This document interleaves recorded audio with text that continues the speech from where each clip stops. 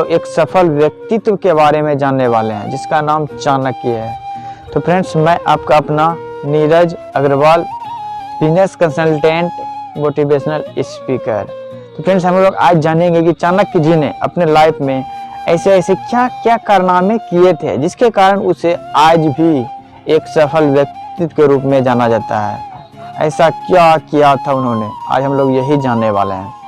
तो फ्रेंड्स, हम लोग जैसे ही एक चाणक्य का नाम लेते हैं तो वैसे ही हमारे माइंड के अंतर्गत एक एक शिक्षाधारी व्यक्ति का इमेज क्रिएट हो जाता है, जिसे कूटनीतिज्ञ के नाम से एक महान शास्त्री के रूप में जाना जाता है।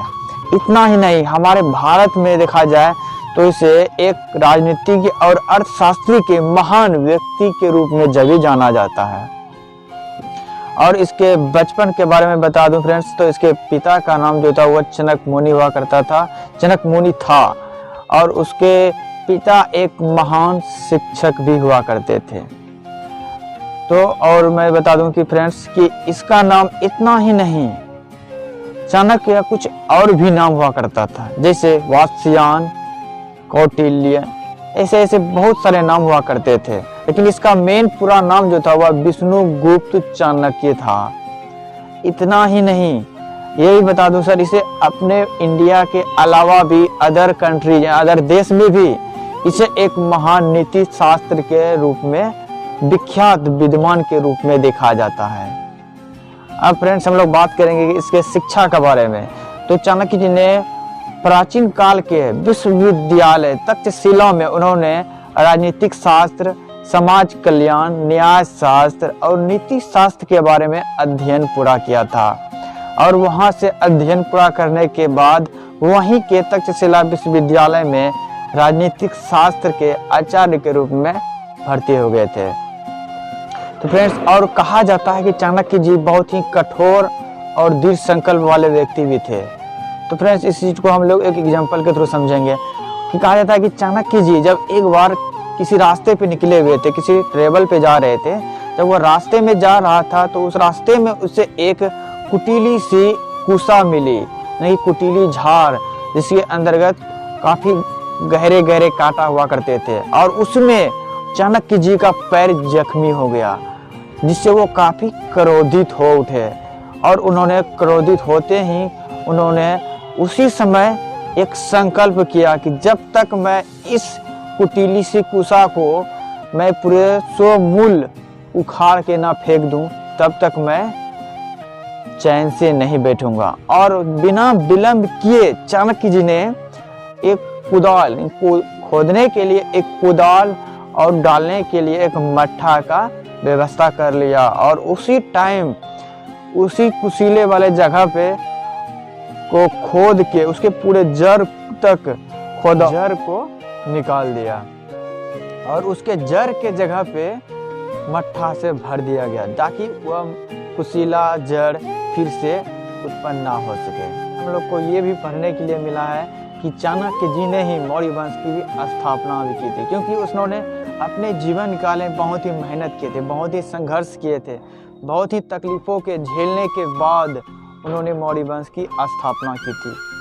मगध का सम्राट चंद्रगुप्त मौर्य को बनाने में चाणक्य जी की बहुत ही अहम भूमिका रही थी। जिस समय मगध राज्य की राजधानी पाटलिपुत्र हुआ करता था, उस समय मगध राज्य सबसे बड़ा राज्य हुआ करता था और सबसे बड़ा राज्य के रूप में भी उसे जाना जाता था, क्योंकि पाटलिपुत्र एक महान प्लेस हुआ करता था जहाँ से बहुत ही महान से महान लोग अवतरित भी हुए थे।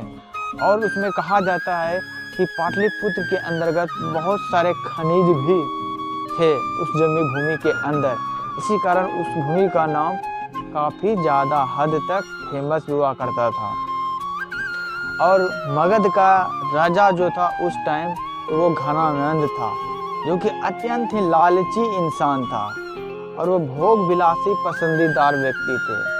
उसके दरबार में उतने शिक्षित मंत्री या लोग नहीं हुआ करते थे जो अपने राज्य के हित के विषय में सोच सके।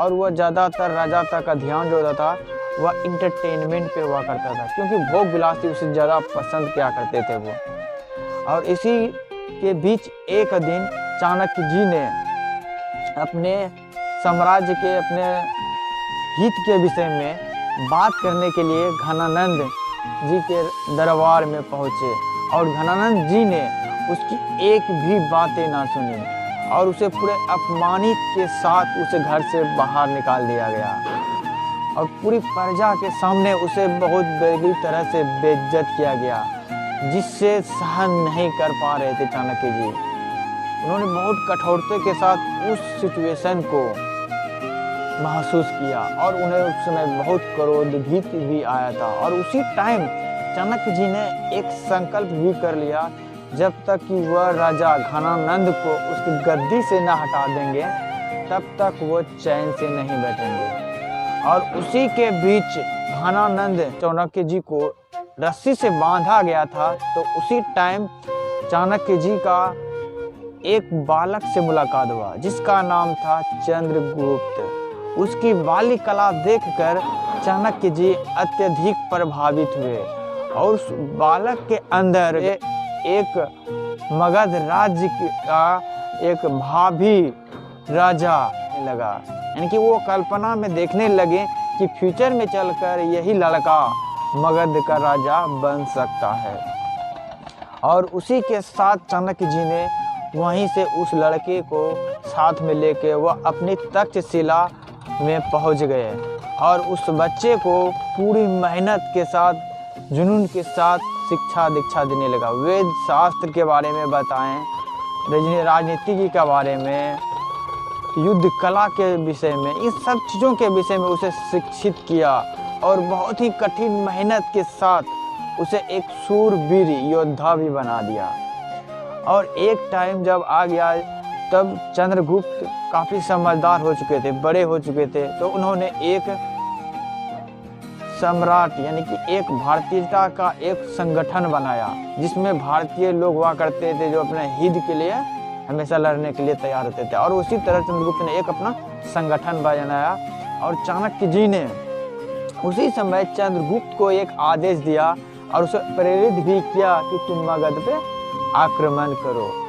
इसके बाद चंद्रगुप्त ने अपनी सेना के साथ पूरी तैयारी के साथ कई बार वहाँ पे आक्रमण भी किए मगध पे, बट उसको हाथ कुछ नहीं लगा था। बट इसी तरह करते करते एक बार पूरी मेहनत के साथ चंद्रगुप्त ने मगध पर हमला किया और उस हमले के अंतर्गत चंद्रगुप्त को विजय भी मिली और वहाँ के राजा जो घनानंद थे वो मारे भी गए। इस तरह से मगध साम्राज्य का न्यू भावी राजा जो भविष्य में वो चाणक्य जी देख रहे थे वही चीज़ हुआ। और वहाँ पे कुछ समय के बाद उसे चाणक्य जी के द्वारा चंद्रगुप्त को मौर्य वंश का राजा बना दिया गया। और उसी के बीच चाणक्य जी ने अपनी कुटिलिया एक गंगा नदी के किनारे बना के वहीं पे रहने लगे और वहीं से चंद्रगुप्त मौर्य को शिक्षा दीक्षा देने लगा। कुछ समय के बाद बिखरे भारतीयों को एक महान राष्ट्रपिता के रूप में सूत्र में गठित किया और उसे एक महान सम्राट यानी कि राज्य का निर्माण किया जिसे मौर्य वंश के नाम से जाना जाने लगा। और यही मौर्य सम्राट आगे चलकर फ्यूचर में बहुत बड़ा साम्राज्य बन के खड़ा हो गया।